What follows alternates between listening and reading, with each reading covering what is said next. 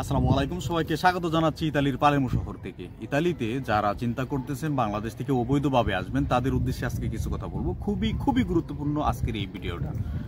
আপনারা বাংলাদেশে বাংলাদেশি হিসেবে আমাদের সবারই স্বপ্ন থাকে যে আমরা ইতালিতে আসব। একটা সময় ছিল, এটা আমি যদি বলি লাস্ট 1 বছর বা 1.5 বছর আগ পর্যন্ত, সেই সময়টা আমাদের জন্য খুবই ভালো ছিল যে ইতালিতে আসার পর আমরা এখানে আশ্রয় আবেদন করে খুব সহজে আমরা কাট নিতে পারতাম। এখন লাস্ট 1.5 বছর থেকে 2 বছর এর ভিতরে যারা আসছেন তারা এই ব্যাপারটা জানেন যে ইতালি গভর্নমেন্ট আমাদের জন্য একটা নতুন আইন করা হয়েছে। এই আইনটা হচ্ছে পায়েজে সিকিউরো, অর্থাৎ নিরাপদ দেশের তালিকায় বাংলাদেশ এখন চলে গেছে।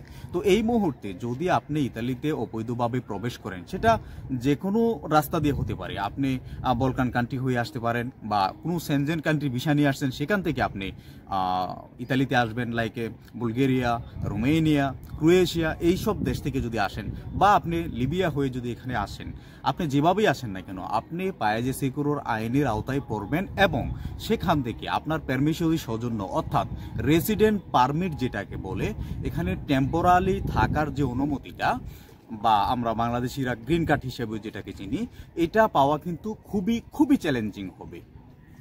মনে রাখবেন, এই মুহূর্তে ইতালিতে আসা মানেই নতুন একটা চ্যালেঞ্জ। এই চ্যালেঞ্জ মোকাবেলা করে যদি আপনি এখানে টিকে যান, দেন আপনার জন্য ভালো। আর এটা আমি বিশ্বাস করি যে 100% মানুষের মধ্যে এখন প্রায় 60%-এর উপরে মানুষই রেসিডেন্ট পারমিট অর্থাৎ পারমিশনারি সৌজন্য পাবে না। কারণ ইতালি গভর্নমেন্ট যে কারণগুলোতে আসলে তারা আশ্রয় প্রদান করে, সেই কারণগুলোর মধ্যে বাংলাদেশিরা প্রায় 90% মানুষই পড়ে না। তো যেহেতু তারা 90% মানুষের সেই ক্রাইটেরিয়াগুলো ফুলফিল করতে পারে না, দেন তাদের আশ্রয়ের যে আবেদনটা সেটা খারিজ করে দিবে বা বাতিল করে দিবে, এবং বাতিল করার সাথে সাথেই কিন্তু আপনাকে আপনার নিজ দেশে ফেরত পাঠাবে। সো আমি মনে করি এই মুহূর্তে আমাদের লিবিয়া হয়ে হোক বা বলকান কান্ট্রি হয়ে বা ট্যুরিস্ট ভিসা বা এগ্রিকালচার ভিসা, যদি আপনার আত্মবিশ্বাস না থাকে যে এগ্রিকালচার ভিসাতে এসে আপনি কাট করতে পারবেন না, আপনার এখানে আসার প্রয়োজন নেই। আপনি স্পন্সর ভিসা নিয়ে আসেন, এটাই সবচেয়ে বুদ্ধিমানের কাজ হবে।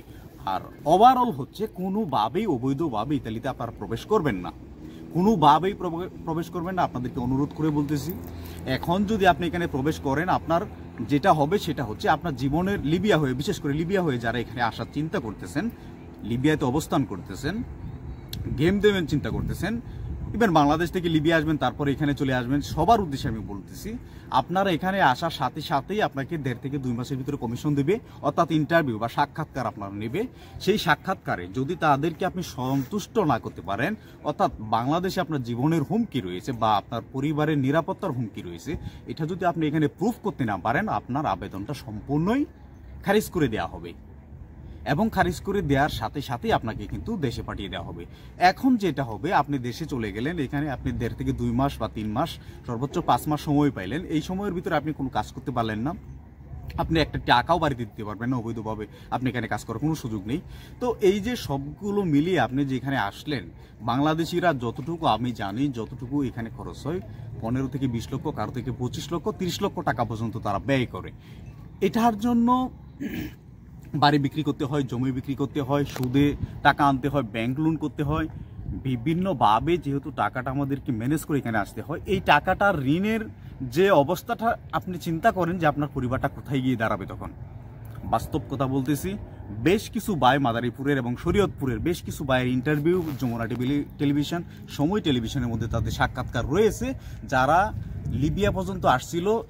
এইটুকু আসার পর্যন্ত তাদের খরচ হয়েছিল টোটাল 20 লক্ষ 30 লক্ষ টাকার মতো, যেটা তারা এখন শোধ করতে পারতেছে না। বাংলাদেশের ঋণের চাপে তারা এখন মানসিক ভারসাম্যহীন হওয়ার মতো একটা উপায় তাদের ব্যবস্থা তাদের হয়ে গেছে। এই যে ব্যাপারগুলা, এটা শুধু খালি আপনার জন্য না, আপনার ব্যক্তিগত বা আপনার পার্সোনাল লাইফকে ক্ষতি করবে ব্যাপারটা এরকম না, আপনার পুরো পরিবারকে ধ্বংস করে দেবে।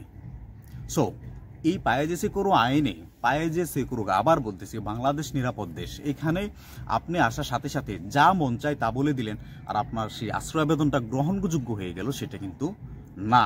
আপনার বিপজ্জনক অবস্থান বাংলাদেশে রয়েছে, অর্থাৎ আপনার জীবনের হুমকি রয়েছে। আপনাকে বাংলাদেশে যদি পাঠিয়ে দেয়, তাহলে বাংলাদেশে আপনাকে খুন করা হবে, হত্যা করা হবে। রাজনৈতিক ক্রাইসিস একেবারে এরকম আকার আপনার রয়েছে, চরম আকার যেটাকে বলে, বাংলাদেশে যাওয়ার সাথে সাথে আপনাকে এয়ারপোর্ট থেকে গ্রেপ্তার করবে। এই ধরনের যদি হুমকি থাকে তাহলেই একমাত্র আপনি এখানে আশ্রয়ের যে আবেদনটা সেটা গ্রহণযোগ্য করে তুলতে পারবেন। আদারওয়াইজ আপনি যেটা পারবেন সেটা হচ্ছে আপনি যদি বড় ধরনের অসুস্থতা থাকে বা বড় ধরনের আপনার হার্টের সার্জারি থাকে, আপনার বড় ধরনের আপনার কিডনির প্রবলেম থাকে, আপনার যদি একটা হাত না থাকে, আপনার একটা পা না থাকে, আপনার একটা চোখ না থাকে, এরকম যে বড় সমস্যাগুলো রয়েছে, অর্থাৎ ব্রেনের সমস্যা রয়েছে, মানসিক ভারসাম্যহীন, প্যারালাইজ, এরকম যদি থাকে তাহলে আপনি এখানে আশ্রয় আবেদন গ্রহণ করাতে পারবেন। Otherwise as a general, as a সাধারণ মানুষ হিসেবে এখন এই মুহূর্তে আশ্রয় আবেদনটা গ্রহণযোগ্য করে তোলার কিন্তু বেশ বড় একটা চ্যালেঞ্জিং।